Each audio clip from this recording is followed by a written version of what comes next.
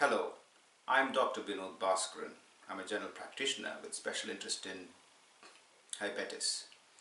I'm a MSc diploma student in diabetes at the University of South Wales. This video is about diabetes and macrovascular diseases. I'm going to take you through a few slides to explain the whole concept.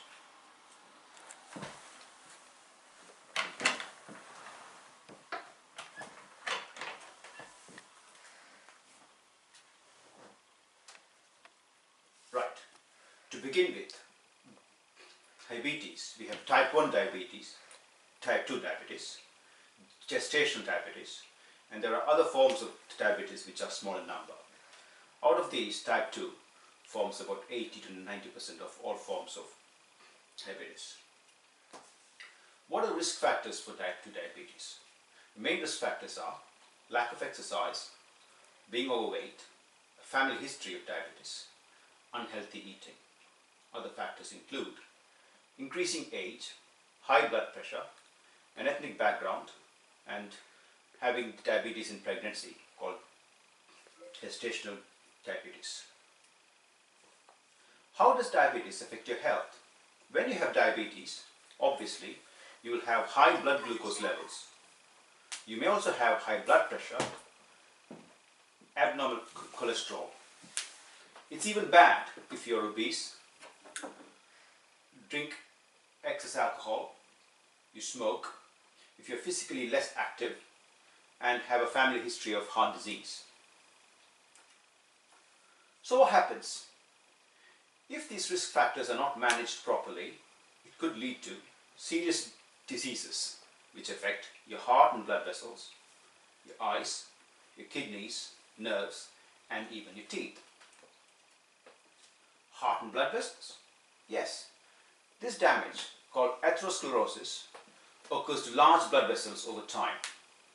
Such damaged blood vessels get blocked and get harder, hence fails to deliver blood as well as they should to the heart, brain and legs and to various other vital organs. This process is called macrovascular disease, and it ultimately leads to heart attack, stroke and peripheral vascular disease of legs. How bad is it compared to people without diabetes then? Cardiovascular disease, people with diabetes develop heart disease and stroke at young age. In adults with diabetes, heart disease and stroke are common cause of death. Adults with diabetes are twice as likely to die from heart disease and stroke. And 1 in 3 people with diabetes over the age 50 will have peripheral vascular disease. So it is pretty bad if one has diabetes and those risk factors which I mentioned earlier are not looked after properly. Atherosclerosis, what does that mean? Atherosclerosis, you can see that picture there showing the normal artery, an artery which is narrowed by what we call plaque. The normal artery, the lumen seems clean and the blood flow should be streamlined. With, on the other side, in the abnormal artery, you can see a yellow lining of plaque which is made up of fat, calcium and other chemicals produced in the body. It basically narrows the lumen of the artery, makes the artery hard. So this reduces the blood supply to the vital organs. Hence atherosclerosis is also called clogging of arteries. Now, what are the blood glucose levels? We do a blood test called HbA1c, which tells how your blood glucose has been controlled in the last 2-3 months by your body. A normal level would be below 42 millimoles per mole, which is about 6%. In pre-diabetes, which is a condition where you could develop diabetes if you do not look after yourself, the blood glucose levels are between 42 and 47. That means 6 to 6.4%. And when you have diabetes, the levels are above 48. Now, for people with diabetes, when you do your blood sugar levels at home, generally they healthcare professionals advise particular targets. Before meals, it should be between 4 and 7 in type 1 and type 2 diabetes, and after meals, it should be below 9 in case of type 1 and below 8.5 in case of type 2. Right, what are the other risk factors? Blood pressure.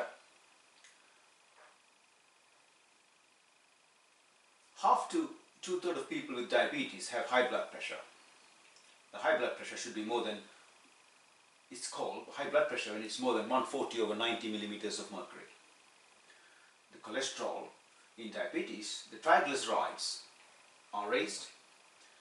Your good cholesterol, which is the HDL, is low, and you have abnormal levels of bad cholesterol, which is the LDL. 80 to 90% of people with diabetes have this condition, which is called dyslipidemia. Obesity. Almost half or more of the patients with diabetes are obese, which means that the BMI is more than 30. Smokers. Smokers are 30 to 40% more likely to develop diabetes in the first instance. If people with diabetes smoke, then the risks are added. So all these play a big role in promoting the atherosclerosis. So what should we do? Simple. Reduce the risk of cardiovascular disease. How?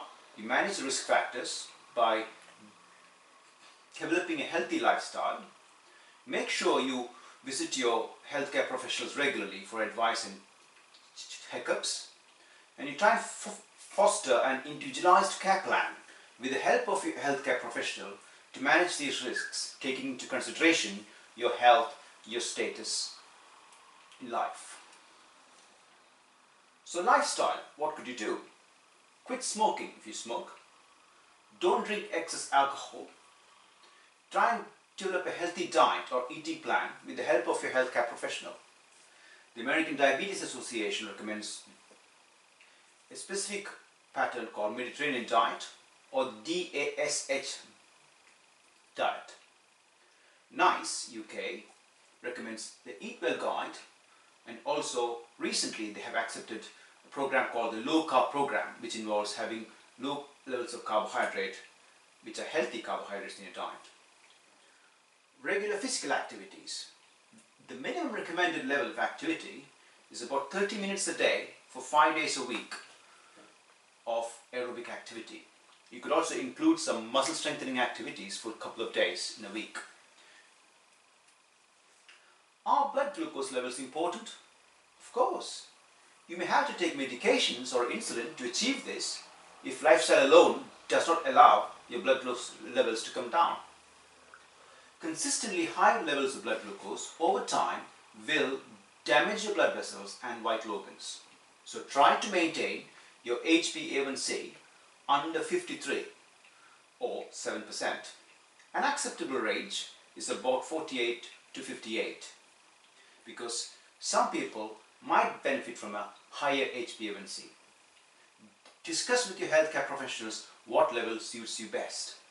But importantly, when you are taking insulin or medications which bring your blood sugars down, take care to avoid hypoglycemias, especially severe ones, because if you have severe hypoglycemias, it has an adverse effect and promotes cardiovascular disease and mortality. Blood pressure and cholesterol. You may have to take medications to achieve this. So I told earlier, your blood pressure is high if it's above 140 over 90. NICE recommends a blood pressure of 140 over 80 or below that. The American Diabetes Association and Canadian guidelines and the European guidelines recommend a blood pressure below 130 over 80. Studies say that tight blood pressure control and tight glucose control could prevent or delay the onset of cardiovascular disease. What about cholesterol then? Ideally, the cholesterol should be at these levels. LDL, the bad cholesterol, should be less than 2. HDL, which is the good cholesterol, should be more than 1, and the triglycerides to be less than 1.7. You may have to take statins or other medications to bring your cholesterol down. NICE UK recommends a tablet called atorvastatin 20 milligrams every day for those who have a 10% or more 10-year risk of developing cardiovascular disease as per the Q-risk calculator. NICE does not recommend aiming for any particular cholesterol levels as such, but studies have again shown that for every 1 millimole per litre reduction in the bad cholesterol LDL, the risk of CVD drops by 23%. So to conclude, seek help and advice from your healthcare professional, trying to get an individualized care plan taking into considerations of your individual circumstances. If you're newly diagnosed, make sure that you attend a structured education program. It helps you in the long run. Follow your healthy eating plan. Make physical activity part of your routine. Stay at or get to a healthy weight.